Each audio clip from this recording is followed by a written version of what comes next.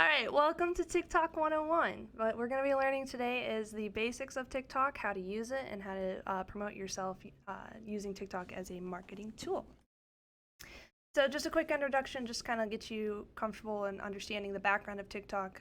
TikTok was originally started as Musical.ly. I don't know if you guys are familiar with Musical.ly, but Musical.ly was basically a lip syncing app. You would play like your favorite songs and you would dance and you would lip sync to the music and recreate it as your own kind of content. And that's kind of, as it got bought out and turned into TikTok, those trends still apply today. It's not so much lip singing anymore, but just lip syncing random other people's content. Sometimes it's streamer clips, sometimes it's movies, things like that. But it's good to understand that this is where it came from because it helps us understand where we're going when we're using TikTok. So why use TikTok? I get this question a lot. I get a lot of people that ask me, well, why can't I use Twitter? Why can't I use Instagram? Why can't XYZ, right? And I'm not invalidating those platforms. Those are all really good platforms, but TikTok specifically has really great growth, and let me show you why. So here's some statistics. Right now, currently, well, I guess not currently, as of June 2021, when these statistics were pulled, there were 1 billion active users. And I stress the word active. These are people that are scrolling through the FYP. These are the people who are liking, they're commenting, they're following, they're sharing with their friends. These are active users. So there's a huge user base. It's available in over 150 countries and I think the app is in over 75 different languages now. So there's a lot of room for exposure with this platform. Average daily user activity is 52 minutes. 60% of the platform is Gen Zers. We've got a lot of younger generations on here. 60% of them are Gen Z, and their average is actually higher than the regular average with 80 minutes, and they open up the app like 8 to 10 times a day. So, like I said, when you start adding this to, multiplying it to this over 1 billion users, we've got a lot of room for people to see your content. In just 2020 alone, the app was able to pull in $500 million just in the United States. And this revenue isn't just for TikTok, it's for the content creators that are using this platform as well. So you can gain some of this revenue through your TikTok views. If you get the TikTok Creator Fund, you can, pull a slice of this pie when you're doing your TikTok lives. So there is profit from using this. Did you have a question? No? Okay. And then the engagement. I was looking at some of the mainstream influencers' datas. One of the articles that I read was from J-Lo, Jennifer Lopez, and she had said how TikTok has 300% the engagement. She has, just for reference, when the article was written, she had 45 million followers on Twitter and 5 million followers on TikTok. And she said that she posted the exact same content and saw way more likes, literally a 300% spike in likes, comments, and shares than she did for Twitter. And part of that, we're going to talk about why TikTok has so much engagement, because there is a culture to it. So what are our goals today? Our goals are to talk about the basics. We want to talk a little bit more about the FYP, how it works, basic functions of the app, how to set up your profile and settings. The culture, this is a big one. We're going to talk about this before we talk about posting because you need to read the room before you start posting content on TikTok. This is very important. We're going to talk about comment culture, sounds, and trends, and then using TikTok as a marketing tool, finding your niche, what tools you can use, how to post, live features, things like that. And of course, we got to debunk some of these myths because there are a lot of myths and more than I'm going to touch on in this seminar, but there are a lot of myths that I definitely want to get rid of right from the bat so you guys don't go in thinking that you're at a disadvantage for any reason. So at this point, are we good? Everybody's good? Yes? No questions so far? Correcto. All right. So let's talk about the basics of TikTok. TikToks. There are two types of TikTok profiles. There's personal and business. And everyone starts with a personal profile, and this is what I would recommend that you keep. It's the default profile. You're able to use all sounds. So any sound that anybody's using on the internet or on TikTok that hasn't been taken down, I do have to say that because if the sound is taken down, you can't use it anymore. And if your videos are using that sound, the sound won't be there anymore. And I highly recommend you get rid of it because that will flag your account for having controversial content. But that's the only, the only sounds you're not able to use are the ones that are removed. But the one downside to a personal profile is that you don't unlock the link in your bio or the live feature until you get 100,000 followers, which honestly is not that big of a deal. We'll talk about ways to kind of get around You that. mean 1,000, not 100,000. Oh yeah, sorry, I meant 1,000. I didn't mean 100. But yeah, we'll talk about ways to kind of get around that too. Not the live feature, but the link in the bio. That's actually not a big deal. Business, the big reason everybody tries to grab a business account when they start off is because, oh, I can have a link in my bio. This is great. We can start off. But you can only use DMCA free music. That's it. That's the only sounds that are available to you. So all those super fun trends that everybody's jumping on, you're not able to use. Business accounts are made for corporations. They're made for, like, think Arby's, McDonald's, Walmart. That's what a business account is for. It is not made for content creators like ourselves, not for streamers or small business owners. Nah, just forget it. Whatever you thought, just leave it alone. Don't touch it. So I grabbed a profile from someone who's decently famous. This is Kfell. She does Japanese learning videos and like meme quality videos. She has a pretty decent profile for us to look at while I go through this. Very first thing is the bio. You can see here, even if you don't know who Christine is, you can take a look at her bio and get a pretty quick synopsis of what she is and who she what she produces and who she is, right? Even though she has an 80 character limit, she does a great job doing that. Pronouns, for whatever reason, TikTok loves pronouns. So if you want to put your pronouns on there, 100% do it. You can tell what she does and a little arrow pointing to her link to try to funnel some of her viewers like, hey, check out my Twitch, right? Great idea. Her profile picture. She's got a static profile picture, but there are 2 profile picture options. You can have a static one or you can have a GIF.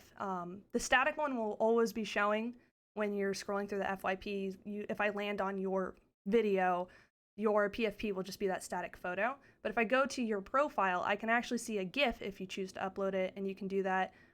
It's either these 3 dots or there'll be a button here that says edit profile, and you can update that, just something to kind of set you apart. The Instagram and YouTube connection, that's a big one. This is what I'm talking about when I say if you don't have 1,000 followers, this is your key to getting around not having the link in your bio set up yet.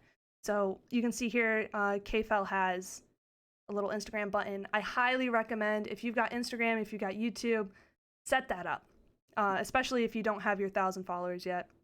You can set something here that says, hey, click on my Instagram for more information.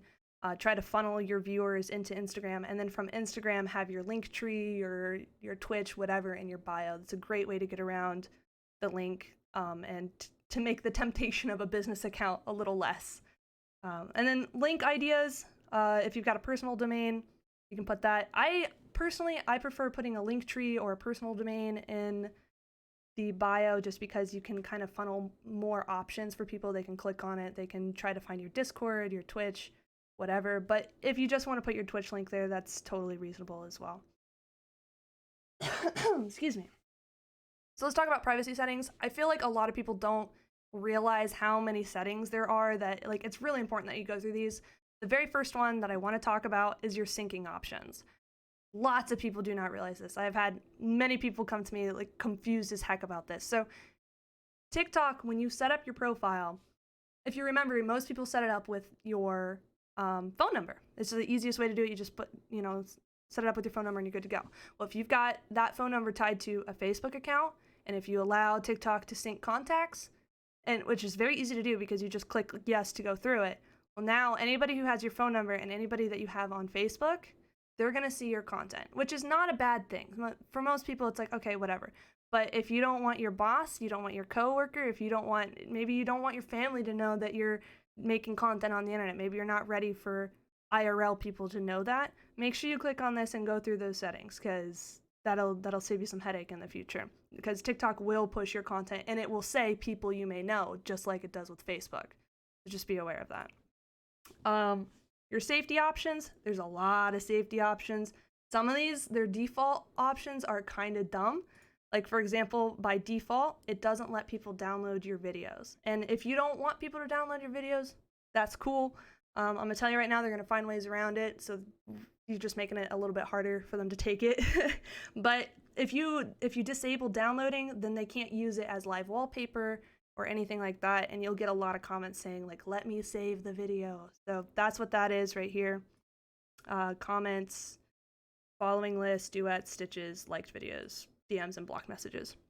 I'm not going to go through all the options that you can do with these, but definitely take some time to go into your settings and click on privacy and just kind of sift through these and figure out what you want to be viewed by everyone, what you want people to be able to do with your content and what you don't. So far, are we good? Everybody tracking? Take that as a yes. So let's talk about the For You page. The For You page has a very... I'm good. You're good? Good. The For You page has a really, really great learning AI. It's absolutely incredible. It takes in everything you do with your For You page. It takes into account your watch time. It takes into account what you're liking, what you're following, and it takes into account your shares. All right, and this is useful for you on both ends. This is useful for you as a viewer, and it's useful for you as a content creator. The thing to think about, a lot of people think it only likes and follows matter. Like, oh, my content won't go anywhere if people don't like it. Actually, it's your watch time. The watch time is the biggest feature out of all of these. All of these are important, right? It follows, likes, shares, watch time. But watch time is the most important because what it does is it wants to see how many times somebody watched your video and how long they choose to watch it. So when you go in your analytics, you'll actually be able to see these analytics of like these percentages, like what percent of the people who found your video watched it to the end? What percent of your video of the people watched it more than once? You know, you'll find all these statistics. TikTok really cares about this. So I've seen videos that have like hardly any likes and it has like so many views, and it's because people are watching it over and over again, and a lot of times they're sharing it with their friends like, oh my god, look at this stupid video, right? The way that you as a content creator can use this to your advantage, not just from posting not just from posting content, but by doing your market research. I have two TikTok accounts. I have a personal account and I have my main account that I post on. My main account, my FYP, if it doesn't relate to any kind of content that I want to produce for myself, I don't watch it. I immediately, even if it looks super cute, like, oh my god, this is the cutest dog I've ever seen in my whole life, right? I have to resist that urge because the AI will listen, it will pay attention to what you're doing. And if you watch these videos that have nothing to do with the content you're trying to produce, it will ruin your market research for you and make it much more difficult. So that's just a piece of advice that I would give you is use your main account or use some sort of account to just for market research, and the AI will learn what you're looking for and make your life a lot easier. The other thing is with shares, as a to be a supportive viewer, you can actually support people by sharing even if you don't have anyone to share it to. There's an option in the shares that looks just like this. If you just, it'll copy the link and TikTok will count it as a share. So if you remind your viewers every once in a while, or if you as a viewer trying to support your favorite content creators remember this, you can help push their content through the algorithm. So let's talk about some TikTok culture. The viewers on TikTok have a higher engagement rating. We talked about this before. They are much more engaged with the content on TikTok than you see on other platforms.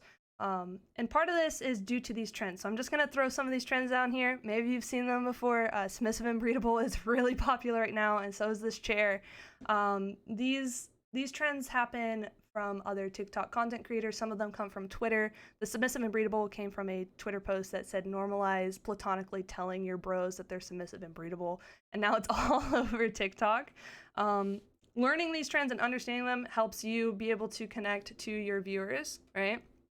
Because when they make these comments, you can understand where they're coming from, or you can start to understand this culture and know how to respond. Like anytime I get one like this, I'm like, oh gee, thanks, man. Or, hey, thanks, man. They're not trying to be weird or rude. It's just part of the culture, right? The chair is right now a replacement for the laughing emoji, right? So it would behoove you to learn some comment cultures and familiarize yourself with these trends. That way you can strengthen your bonds with the community you create on TikTok. You definitely want to be able to respond to these people because I know some of these look really dumb, and it's like, how do I even respond to that? But as you're searching through the FYP and you're looking at people's comment sections, you start to pick up on the trends, and it'll take you a long way. We good so far? Anybody have any questions about this? Good. Good deal. All right, so let's talk about videos, sounds, and trends, all right? How do you find sounds and trends that you want to use, right? So obviously we discover, right? So you start by looking through your FYP, find trends, videos, sounds that you like, and save them. You can actually favorite videos. If you press and hold on the screen, you have the option to favorite videos. I personally choose to download them now because I've noticed that sometimes people will take that content down and then it's just lost to the cosmos. So I'll save the video on my phone and then I'll favorite the sound. If at the bottom of the screen there's like a little record that's spinning. If you click on that, you can choose to favorite the sound. When you're looking at that sound, just take a look at how many videos there are using that sound. I'm not gonna say that using a sound that has hundreds of thousands of videos are no good to you, but it does help push you through the algorithm if you're using sounds that aren't as heavily used. Like, you don't want to use overused trends, basically, is what I'm getting at. So like me, when I'm looking at a sound, I'm like, oh dang, I haven't heard this one, or wow, this one's really cool, let me look. If it's got less than 10K videos, that's a golden sound. I'm gonna tell you right now, that is a piece de resistance. You want to grab that sound, you want to make that content ASAP before it takes off. That's basically what I mean by evaluate. Because if it's an oversaturated market, it's going to be a lot harder for your trend to look original or unique, or for you to show off your personality. Which takes me to the next step, reflecting on this sound. How can you take this sound and make it personable for you? How do you make it unique? Is this relevant to the image that you're trying to create for yourself as a brand?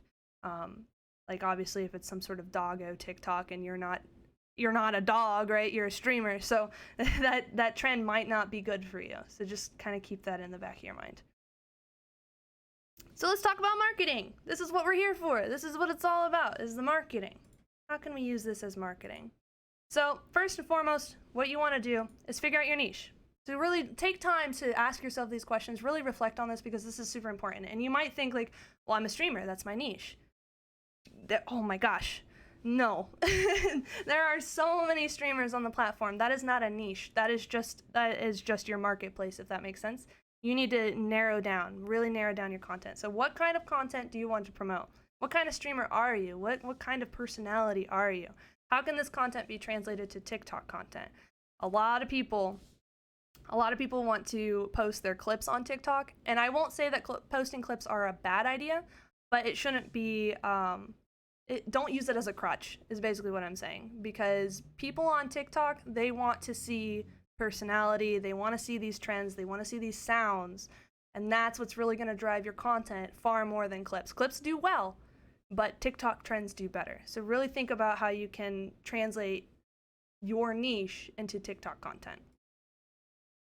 Once you've gotten to that point, start doing your market research. This is what I was talking about, going through the FYP, trying to see how other people in your niche are creating content, and do they have relevant trends that you can do as well. One of the people, like silver member on the team, Glitch, right? He does really good content. He does a really good job of this because he uses, his niche is, streamer content.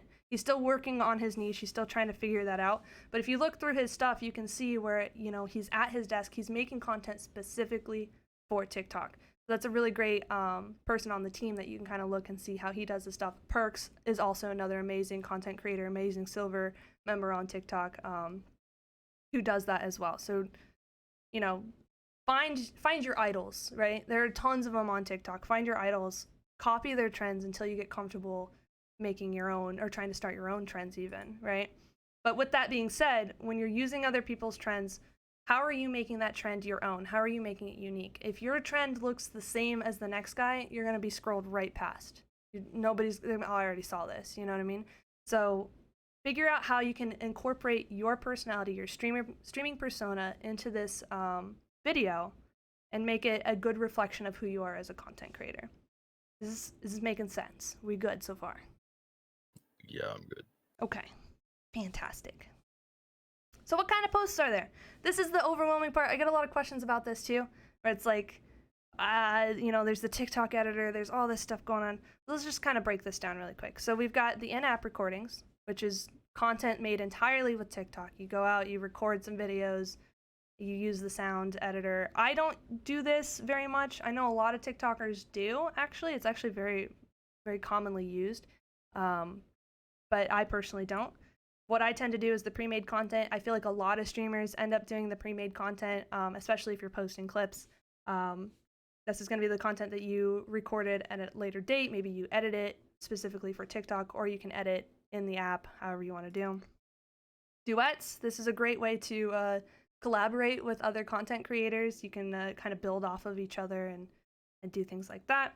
Stitches. The stitches are different from duets because you've got someone who has started, they've made their video, and you can start the video with a portion of their content and then add on to it. Most commonly I see stitches of people doing what's an asset of your stream that you enjoy the most, and then you'll stitch on your part of, here's the streaming thing that I am really proud of, you know what I mean? So that's kind of how stitches work. Comment replies, I don't see these as often anymore. I personally like doing them because this is a great way to engage with your TikTok community. If you go to your comment section, if somebody says like, I don't know, they can put whatever they want, really. They can do a comment of a chair, right? You can click on that and you can record a video with that comment in there and just literally record a video of your chair, and boom, you're done, content. And it works like that, and anybody who sees the original video who goes in the comment section will see that you replied with a video, and they can check that out. It's a great way to kind of like, what's the word here? Lead people into more content that you've created. It's kind of a sneaky way to do that. And then Q&As, which is something that you set up through your settings if you go through. I don't know if you have to have a certain amount of follows to unlock Q&As, but basically you can turn that on and people can, I don't think you do. I think you have it just right out the bat. But people can click on the Q&A button on your profile and they can ask you questions like, for example, like how, if you're a VTuber, right, they can be like, how did you make your model, or who rigged your model for you? Or they can be like, how do you have such a crispy voice on stream? Like what mic do you use? People will ask questions and you can record to those questions through that. That gives you another way to communicate with your community. TikTok Live. TikTok Live. Let me just talk about TikTok Live. Oh my gosh, listen. All right, so TikTok Live is not necessary. A lot of people feel like if you're a streamer on Twitch, you're not going to make it if you don't use TikTok Live to try to like funnel people into your stream. That's not the case at all. It's totally optional. If you want to go live on TikTok, do it. If you don't. It's as simple as that. But if you're going to go live on TikTok, use it to get to know your TikTok community. I'm going to say that again. Use it to get to know your TikTok community. Treat it as its own streaming platform. I see so many people, and I don't think that it's ill-willed. I don't think they mean anything by it, but I know a lot of people will go live on TikTok, talk to the community for like 10, 15 minutes, then leave it on, and it's like streaming the back of their head while they're streaming on Twitch. And it's like, I understand what they're trying to do. They're trying to get people from their TikTok to see their live on Twitch and then to go funnel them into their Twitch. But I'm gonna be honest with you, 90% of the viewers who see that, they just keep scrolling. Because you're trying to take a community that is based on TikTok, right, and push them into Twitch. And what you're telling them is, if you're not in my Twitch stream, you're not important to me. That's like, I know that's not what people mean to say, but it's implied. Like, if you're not in my stream, you're not important. There is a way to dual stream it. You can use it as an asset to be both streams. Like, I've seen some people who will leave their TikTok live going while they're live on Twitch, and they'll try to talk to both chats. If you've got the mental capacity to do it, do it. But if you're just gonna stream the back of your head while you're playing games on stream and interacting with your Twitch streamers, it's low-key kind of mean to your TikTok community. You're basically calling them, like, the redheaded stepchild, like, you're not important to me. So if you're gonna go live on TikTok, treat it like it's its own live platform. Cool? We cool? Cool. Cool. All right. Posting advice. I get this one a lot too. When's the best time to post? How many times should I post? Whatever. All right. Personally, I actually personally try to post every day if I can. But I would say, obviously for the team, you only have to post once a week. But if you can, try to post 3 to 5 times a week. People will forget you. And it sounds so mean, but people will forget you. And when it comes to being a content creator, you want people to be reminded that you exist 24/7. I'm here. Hey, look at me. I like you guys. You guys can like me, and this is why. So use that to your advantage, because TikToks, once they're seen, you laugh, you share it, you post it, you're gone. That's it. So I would recommend trying to do that. If you can't, it's totally understandable, but this does give you more opportunities for growth and push your content out there on the FYP. Personally, I like to post before stream. Whether you're going stream, if you're going live on TikTok or Twitch, it doesn't really matter. I always try to post here recently. I've been trying to post an hour or two before I go live. I've noticed that this does boost your viewership, especially if you have a TikTok video that goes viral. Even if it's just a little bit, you get 1,000 views on that TikTok. I'd say maybe 5% of them, there's a way to get them to go to your Twitch, which is a huge number. 5% of 1,000. Okay, yeah, let's do it, right? So that I would definitely recommend doing that. Not so much putting anywhere that saying that you are going live, because once people enjoy your content, they're going to go to your profile. They're going to see that you have a link. They're going to click on it. And they're going to see that you're live. So you don't really necessarily have to say, hey, I'm going live, because people will do it already for you. But with that being said, in your comments, I've been doing this, and as soon as I started adding a pinned comment with FAQs in my videos, I started noticing a 5 to 10% increase of people coming from TikTok to Twitch, because they're not going to go, most of the time they're not going to go to your profile. They're going to look at your comments, whatever. And if they see this pinned comment that has your Twitch URL and your streaming schedule, then they're going to look and they'll be like, oh my God, hey, wait, they might be live right now. Let me go check that out. It's the craziest thing. You would think that they would want to look at your profile already, but most viewers don't think about that. They just think, wow, really funny joke on internet. And so when they see this pinned comment, that'll help out. And of course, if you have people asking you other questions, you can always add that to your pin as well. I have mine, I have it typed out in a note on my phone, and every time I post, I just copy and paste the same message and pin it with all of my videos. So very, very helpful. And then comment etiquette. Respond to your viewers. It's a very simple thing to do. You don't have to say anything too crazy. They might just say okay, and you can just send them a thumbs up, and you've communicated with your audience. I try to respond to 5 to 10 comments per video if I can, and you'll notice that you will get regulars by doing that. People just want to be heard. They want to be noticed, and this is a great way to do that. Any questions so far? Negativo. Sweet. Yeah, everything's going well. I like it. Thanks. All right, let's talk about the myths. We're almost done. All right, so let's talk about the myths. These are, oh my gosh. Let me just tell you a quick side story. All right, I posted a video a couple months back of me showing people spam liking my videos, and it caused, I'm not even joking, it caused hundreds of people to spam like my videos, and I got all kinds of weird convoluted myths. So all of the people who've told me these myths, I'm channeling that into this PowerPoint so that you guys can, if it ever happens to you, people start trying to tell you you're gonna get shadow banned, this, that, the other, you'll know the facts. You can't be swayed by these people. So, and it all comes from uneducation, people not being educated on the subject. That's all it is, just miscommunication. People don't understand how the platform works. That's why we're here. So let's talk about shadow bans and spam likes and follows. All right, can you get shadow banned for people liking your content? No, you cannot. It's not how that works. All right, TikTok's AI is incredibly powerful. It is, they fashioned this so well. They can understand the difference between bot activity and real person activity. So no, if someone says that they got shadow banned from spam liking, I don't know what to tell them. They're wrong.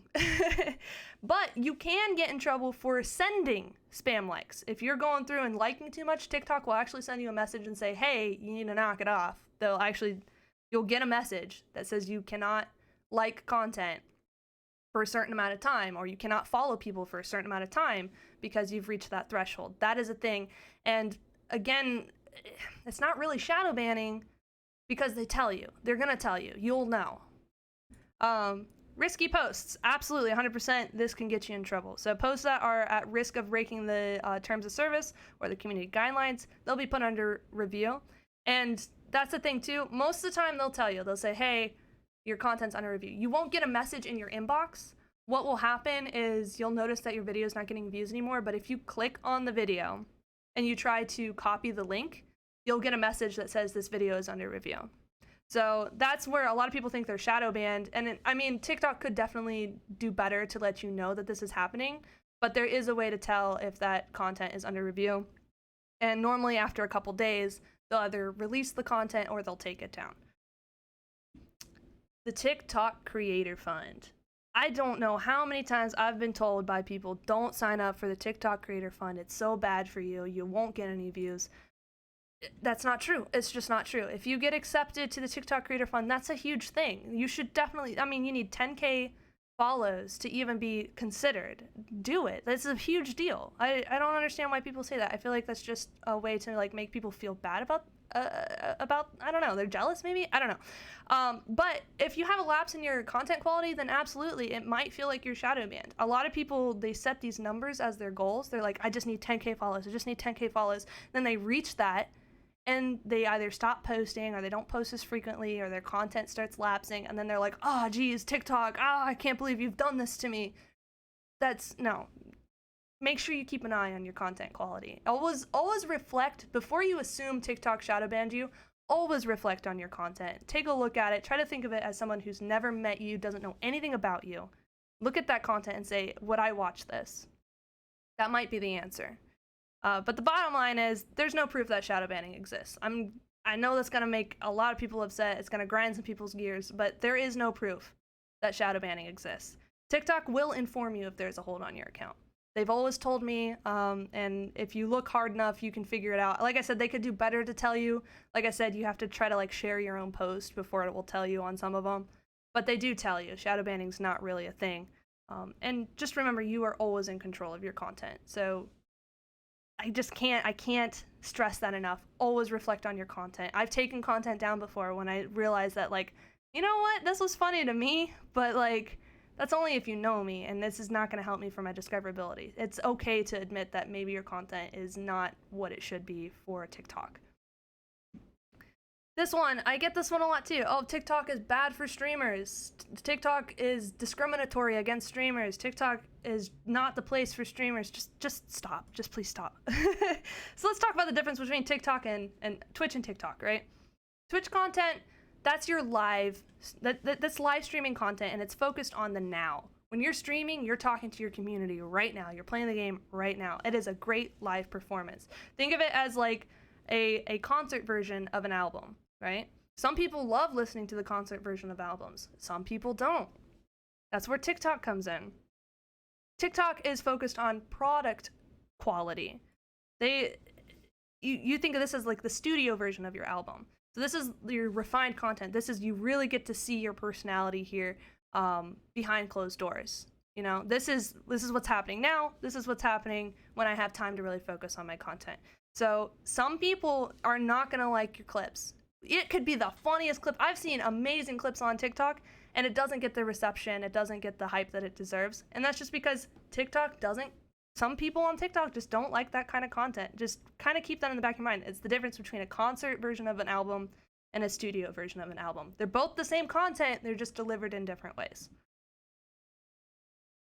Paid promotions are the only way to grow on TikTok. So for those of you who don't know, you can pay for ads now. You don't have to be any certain amount of follows. You don't have to be you don't have to have any kind of reach or discoverability, no account, age, or anything like that. You can buy promotions for your TikTok. Is it necessary? No, absolutely not. It is not necessary. I think I've tried it once and I got, maybe 1,000 views from it. It cost me $10 and it didn't really go anywhere. I'm gonna be honest with you. It didn't really go anywhere. And then after reflecting on my content, I was like, you know what? Maybe this just isn't viral content. This isn't, it's not the kind of content that TikTok is looking for. You do not need to spend a single dime on TikTok for the discoverability. As I've mentioned before, the AI that TikTok uses for the FYP is absolutely golden. They will take care of you. Again, it's all about the content you create. I forgot to add a slide about descriptions and hashtags, but your descriptions and your hashtags don't really matter when you're posting your content. Hashtags only matter if you're doing how-to content, if that's your niche, if you want to teach people how to have better streaming etiquette like Scans does, or if you want to teach people streaming technology like some cool lighting techniques, things like that. Hashtags will help people find your content if they're searching for it. So if they're searching for how-tos, if you have hashtag how-to, it'll help you. But as far as the FYP is concerned, you can have literally nothing down there. No description, no hashtags, literally blank, and it will still end up on someone's FYP. So that's the only thing I forgot to put on here, but hopefully this has helped people. Does anybody have any questions? No, that was great. You guys feel... I just want to, Go ahead. sorry. Go ahead. I just want to circle back on the hashtag stuff. For instance, a lot of people use like hashtag streamer and stuff. You got to think realistically, if anybody is looking up hashtag streamer, how spammy it is, and it doesn't help you at all. It just clouds what your actual video is about, and it's not beneficial at all.